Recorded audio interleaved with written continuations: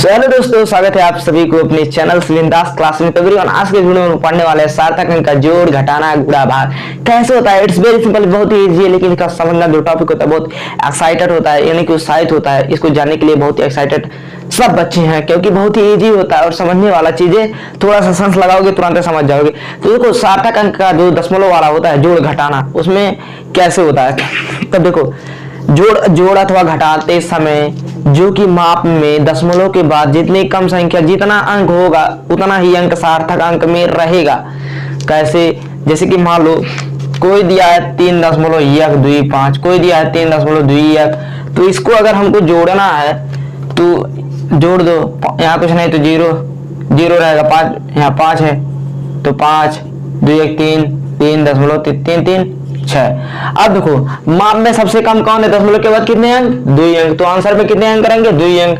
तो यहाँ 5 है तो इसके पहले क्या है, विषम है तो हो जाएगा 6.34। यही हम समझाना चाह रहे हैं कि दशमलव के बाद जितने भी अंक रहेंगे सार्थक अंक में उतने ही अंक, जो कि हमको परिणाम जो फाइंड होगा, ये परिणाम है, और इसमें उतने ही अंक रहेंगे जितने की यहाँ दशमलव के बाद जितने अंक है। ये जोड़ घटाने के नियम है, गुणा भाग का अगला नियम। तो चलिए सवाल करते हैं। मान लो किसी छड़ की भुजा की लंबाई दी है सीरियल वाइज। छड़ की लंबाई L1 बराबर दिया है 2.41, L2 बराबर दिया है 3.145, L3 बराबर दिया है 8.292, यही दिया है। तो इसको हमको जोड़ना है, इसका मतलब योगफल कितना होगा, तो योगफल कर लो। देखो 2.41, 3.145, 8.292, इसका योगफल कितना होगा। सार्थक उचित सार्थक अंकों में बताना है, उचित सार्थक अंकों में इसका आंसर हमको बताना है। तो कैसे होगा, 5 2 7 9 4 13 1 14, 14 के 4 2 1 3 3 4 3 7 1 8.83 11 11 2 15। अब इसको सब उचित सार्थक अंकों में देना है आंसर।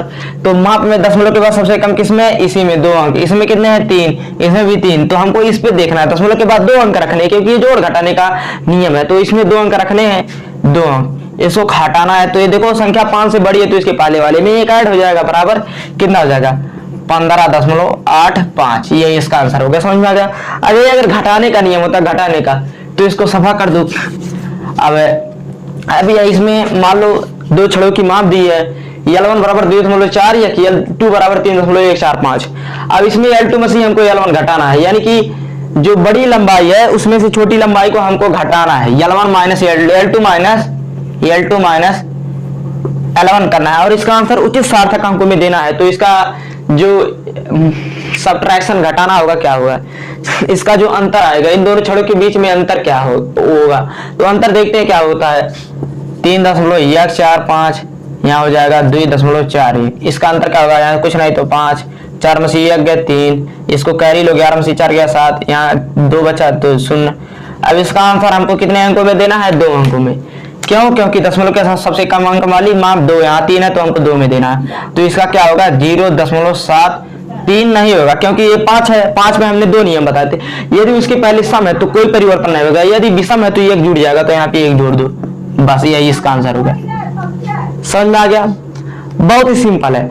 अब हम लोग पढ़ते हैं सार्थक अंक का गुणा भाग क्या होता है। सार्थक अंक का गुणा भाग देखो कैसे होता है। यदि जो कि सार्थक अंक में दशमलव वाली बात हम कर रहे हैं, जैसे कि यहाँ पे दशमलव है, दशमलव सार्थक अंक का गुणा भाग कैसे होता है।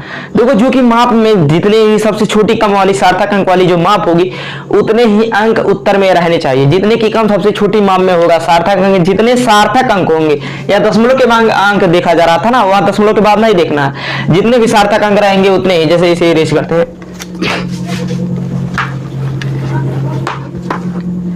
जैसे कि देखो उसमें क्या देखना है, उसमें जितने अंक रहेंगे, जैसे कि हमारा दे दिया है 2.14, यहाँ दिया है 2.123, यहाँ पे 1 कर देना है, इसका गुणा करना है, सार्थक अंक में देना है। तो भैया यहाँ पे दशमलव के बाद 1 अंक देखा जाता था ना, अरे घटाने जोड़ घटाने में, यहाँ 1 अंक नहीं देखना है। मान लो उत्तर हमने कुछ मान लिया, ऐसे अपनी तरफ से उत्तर मान लिया 8.2557, यही आ गया। माने हैं, किए नहीं है, मान लिया, इतना आंसर आ गया। तो इसका आंसर देखो कितना होगा। इसमें कितने सार्थक अंक, 2 भी सार्थक अंक, आशून्य अंक वाले सार्थक अंक कहलाते हैं, चाहे दशमलव या ना। तो इसमें 2 सार्थक अंक, तो आंसर देना है 2 सार्थक अंकों में 1 द्वि, तो इस विषम उसके बाद आशून्य अंक, तो उसके पहले वाले अंक में 1 जुड़ जाएगा, इसका होगा 8.3। हमने माना है, अब गुणा करने पे चाहे जो है उसकी बात अलग है, हमने ऐसे मान लिया कि इतना वैल्यू मिलेगा, कुछ ना कुछ इसको हल करोगे कुछ ना कुछ वैल्यू तो मिलेगा, हमने मान लिया ये। इसके बाद आशून्य अंक, तो उसके पहले 1 जुड़ जाएगा। अगर यही नहीं होता तो 5.2 आंसर होता, सिर्फ 5.2। अगर 5 के बाद आशून्य अंक का आएगा तो उसके पहले चाहे सम हो या विषम एक ऐड हो जाएगा। अब चलिए हम लोग सवाल लेते हैं, एक करते हैं, फिर उसके बाद देखो मान लिया पहला सवाल है गुणा भाग का नियम, दशमलव का जो सार्थक अंक होगा, किसी वर्ग की भुजा दी है 1.5 मीटर, तो इस ए वर्ग की भुजा है, माना वर्ग की भुजा बराबर 1.5 मीटर, ए वर्ग की भुजा, वर्ग का परिमाप ज्ञात करना है और वर्ग का क्षेत्रफल, हमको आंसर उचित सार्थक अंकों में देना है। तो इसका आंसर क्या होगा, वर्ग का परिमाप होता है 4 गुणे भुजा, भुजा मतलब ये बराबर 4 गुणे 1.5, 5 और 20, 4 का नाम 4 2 6.0, इसका आंसर होगा। चेक करके देख लो। अब आंसर में कितने अंक देने हैं, 1 2 2, यहाँ पे 2 1 2 2 0 हो गया। अगर आप आंसर को 6 देते हैं तुरंत आपका आंसर गलत, अगर दशमलव लगाओगे 0 बढ़ाओगे, देख लो कैसे, 4 5 20 के 0 हासिल, मतलब 4 5 20 के 0, 4 का नाम 4 2 6, अब 1 अंक के बाद दशमलव, तो यहाँ 1 अंक के बाद दशमलव लग गया बस। तो ऐसे यहाँ पे अगर आप दशमलव के बाद सोचते हैं 0 0 का मतलब कुछ नहीं, यहाँ पे हटा दोगे तो यह आंसर आपका एकदम गलत हो जाएगा, सरासर गलत हो गया, क्योंकि हमारा जो माप में जितने सार्थक अंक होने चाहिए उतने ही सार्थक अंक हमारे उत्तर में होने चाहिए, अर्थात आपका नहीं तो आंसर गलत हो जाएगा। देखो 1 2 2 सार्थक अंक, आशून्य अंक सार्थक अंक कहलाते हैं। यहाँ पे दशमलव के बाद यदि कोई 0 आता है तो सार्थक अंक कहलाता है, यही दशमलव ना होता तो यहाँ पे 1 सार्थक अंक, अब दशमलव लग गया तो यहाँ पे 2 सार्थक अंक हो गए, तो हमारा माप भी 2 है और आंसर भी 2 है, यानी कि इसका आंसर यही हो गया। ये वर्ग का परिमाप था, वर्ग का क्षेत्रफल होता है भुजा स्क्वायर, यानी कि 1.5 का स्क्वायर कर दो, अब 1.5 यानी कि 3.0, इसका आंसर हो गया। ये भी अगर यहाँ पे भी 0 हटा दोगे आपका गलत हो जाएगा। तो यही था सार्थक अंक का जोड़ ही घटाना, बहुत ही सिंपल था, बहुत ही इजी था।